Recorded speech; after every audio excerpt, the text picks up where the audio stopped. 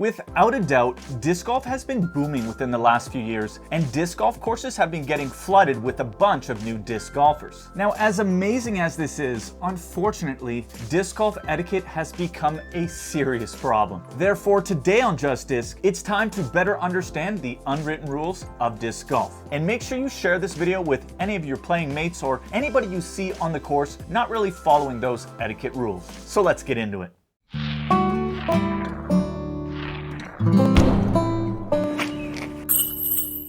Now, before we get into it, it's important to note that you will not be penalized for not following one of these etiquette rules. You will, however, be viewed in a negative light, and people may avoid playing with you, they may not invite you to certain events, or they may even try to affect your game negatively because you're doing that to theirs. Luckily, most of the disc golf etiquette rules are easy to understand and easy to implement, and we've gathered all the information about disc golf etiquette and broken it down into 15 disc golf etiquette rules.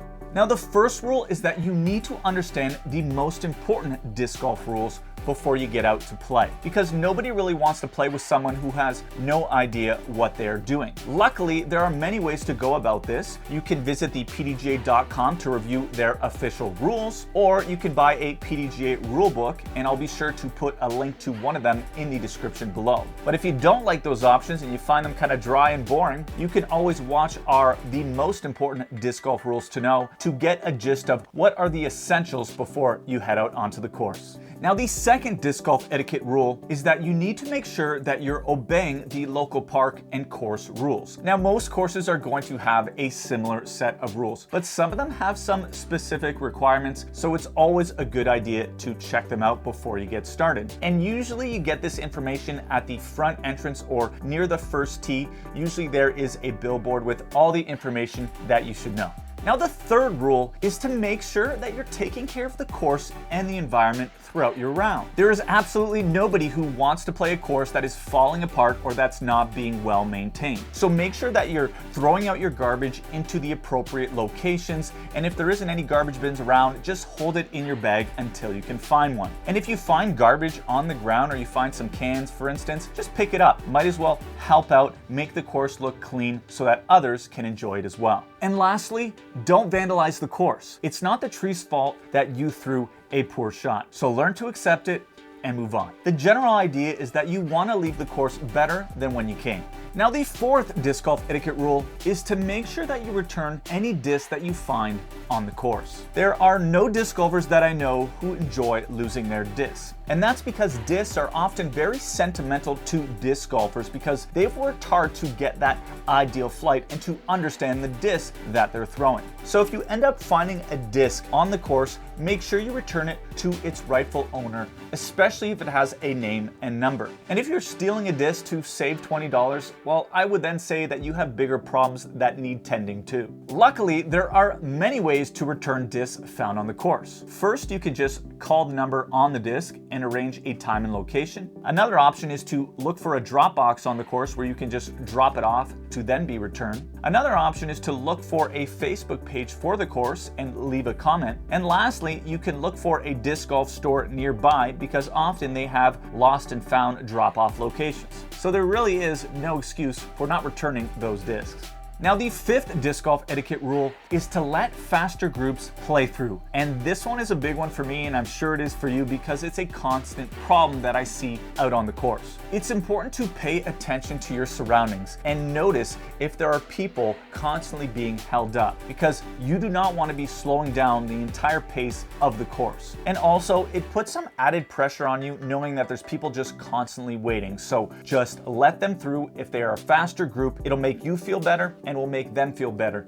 in the end. Now, if the course is already backed up and there's groups on every single hole, well, then evidently there's no point. But if you notice that there's really nobody in front of you for the next few holes and they're waiting behind you, just let them through and do the right thing. Now, the sixth disc golf etiquette rule is to avoid jumping ahead of other groups. Honestly, it's not a bad idea to skip ahead so that you can start your round and not be slowed down. But again, common sense should prevail. The hole that you're skipping to, make sure that there's nobody behind you when you get there. And if there is a group that ends up catching up to you, well, let them through. They started first, therefore they deserve to continue the pace that they're at. Moving on to the 7th disc golf etiquette rule, which is to keep your disc golf groups small. The standard for ball golf and disc golf is to play with no more than 4 members, and in tournament play, it's actually a requirement. However, it's not a big deal if you want to play with a few more members, but once again, just be spatially aware. If you're slowing down smaller groups behind you, make sure that you let them through. One way of combating a big group is to divide the group into 2. So if you're 8 players, maybe have 2 groups of 4, or if you're 10 players, maybe have 2 groups of 5. Now, the 8th disc golf etiquette rule is to keep your music to yourself. Now, it's nice to listen to some music when you're out on the course, but you gotta make sure that you're keeping it at a reasonable level. Not everybody likes listening to the Beatles, Led Zeppelin, or Drake for that matter, and I'm Canadian. So just make sure that you're keeping it at a reasonable level so that you're not affecting another player's game. Now, the 9th disc golf etiquette rule is to really make sure that you're avoiding that trigger-happy urge to throw your disc before the hole is clear. Now, I understand that it's frustrating sometimes having to slow down that rhythmic pace of your round. However, there really is nothing worse than hitting someone, especially with a high-speed disc, and you really don't want to have to deal with those repercussions. Moving on to the 10th disc golf etiquette rule, and this one's a big one: avoid distracting other players. Now, you may not get distracted by a sudden sound or a sudden movement. However, it's a natural human instinct to want to react to a sudden sound or movement because it's a way that we protect ourselves as humans. And this is especially important for putting. So while a player is getting set up for their putt and putting, you want to make sure that you're quiet, and you also want to make sure that you're out of their line of sight. They really shouldn't see you when they're trying to putt into the basket. And you should also try to avoid being behind them because some players are bothered by that.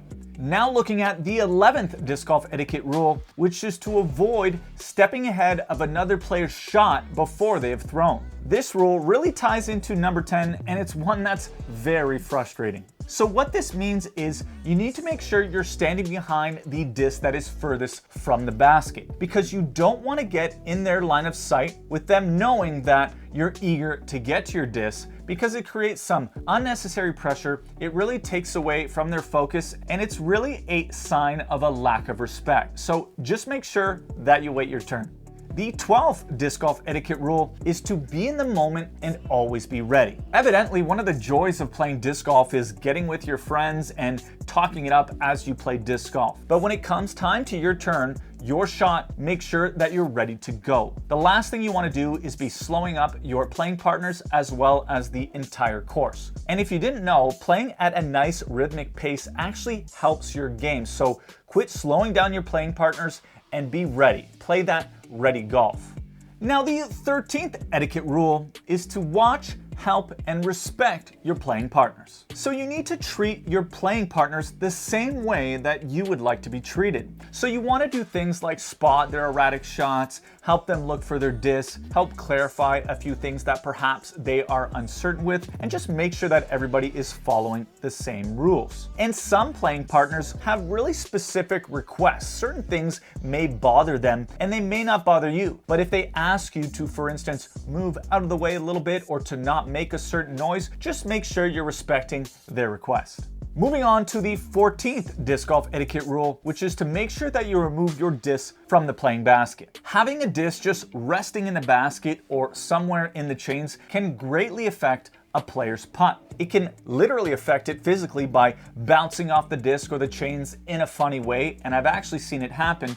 And it also creates a potential lack of focus and confidence for the player putting because they're really not used to seeing a disc just resting in the basket.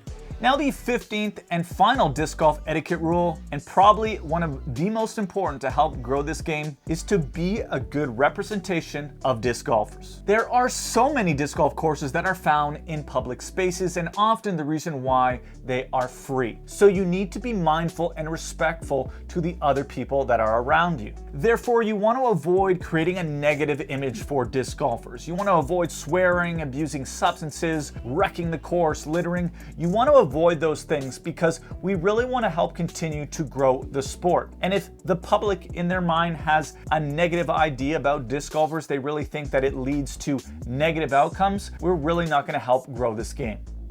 So there you have it. Those are the 15 most important disc golf etiquette rules to know. What do you guys think of the list that we created? Are there any that we missed or one that really gets on your nerves? Make sure you let us know in the comments below. If you like this video, hit that like button, subscribe, and hit that bell notification if you haven't already. And thank you, as always, to our Justice subscribers. This channel is moving so quickly, and my wife and I can't thank you enough. We'll see you in the next one. Merci beaucoup et à bientôt.